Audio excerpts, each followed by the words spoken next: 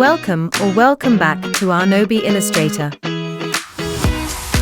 Today we will learn how to create the distorted checker effect. Select the rectangle tool and create two small squares diagonal to each other.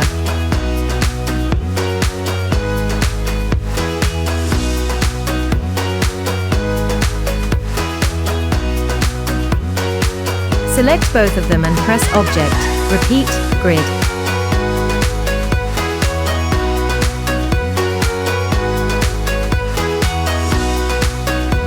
You can use the two small arrows on the top and on the side to fill the small gaps between the squares. Enlarge the checkered pattern using the white tabs on the bottom and on the right.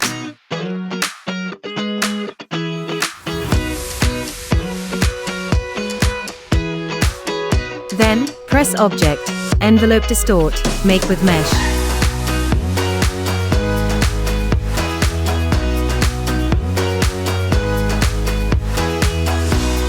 Use the following settings on the bottom left corner.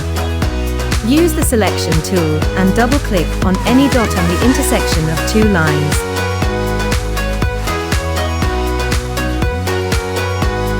Distort the checkered pattern to your liking.